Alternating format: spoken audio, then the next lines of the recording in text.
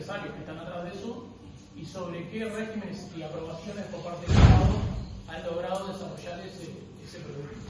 Entonces, hay esa radiografía de los barrios privados que van a ver que tiene algunos datos o algunos hallazgos de camino.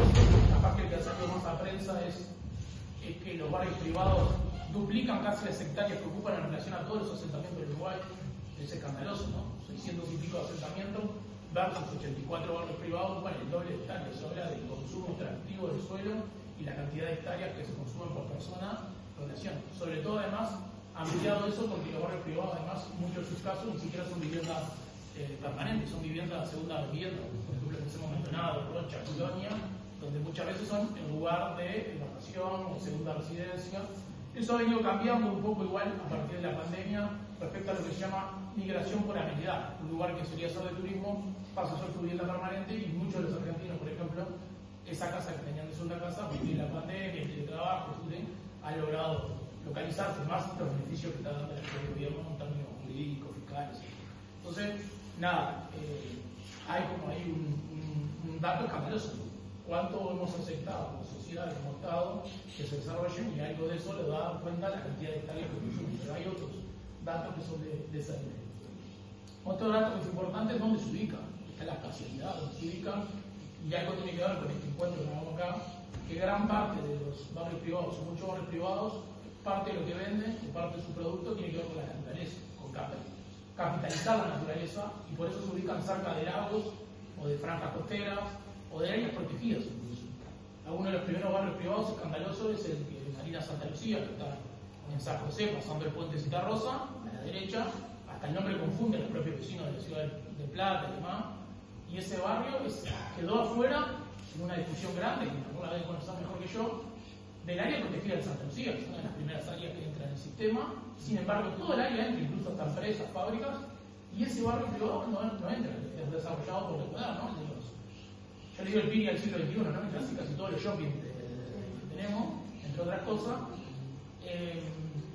Y ese barrio privado no entra en el área protegida, pero se beneficia del área protegida.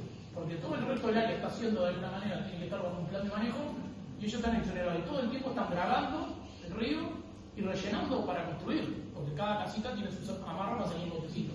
Porque el río Santa Lucía, el río Uruguay. Entonces, es como escandaloso. Y así tenemos muchos casos que están sucediendo. Ahora el de Maldonado viene en esa línea, pero pensemos las garzas de Constantini, que es uno de los mayores ricos, no solo de Argentina, sino del planeta, San Ford, todo. Constantini hizo las garzas, el barrio privado en la ruta 10, al lado de Rocha, y a cambio de eso el Estado negoció el puente de la Laguna Rosón, el redondito ese, el de Viñoles. Entonces, hay atrás de esta discusión de los barrios privados muchas discusiones que están metidas.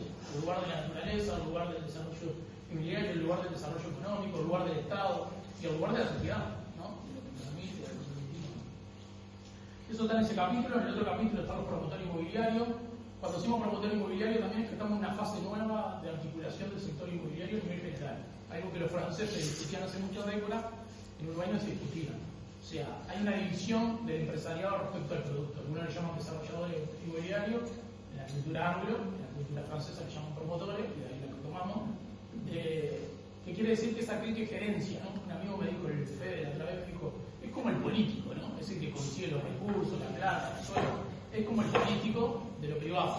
Ese que ubica un suelo, hace los trámites y el lobby ante el Estado, consigue que se le cambie el suelo, contrata un estudio, el estudio que requiera el arquitecto, y además sale a buscar la fuente de financiación a la constructora, que por general no es de ellos, y a veces administra él o a veces administra una inmobiliaria, como la que se llama nombrar.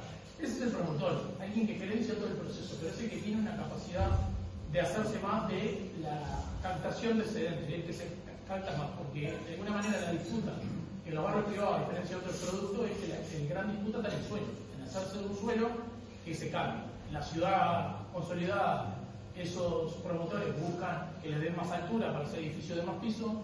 En la ciudad que es padrón rural, suburbano, buscan cambios de categoría, habitualmente para hacerse lo que se llama renta del suelo, ¿no? Hacer valor que se lo estamos dando como país y como Estado, porque el tipo en realidad presenta un proyecto, pero ese valor se lo da a la sociedad a la medida que una junta departamental acepta cambiar un suelo. ¿Está bien? Entonces algo que valía 100 pesos como rural, ahora valía 10.000 y lo captó ese privado.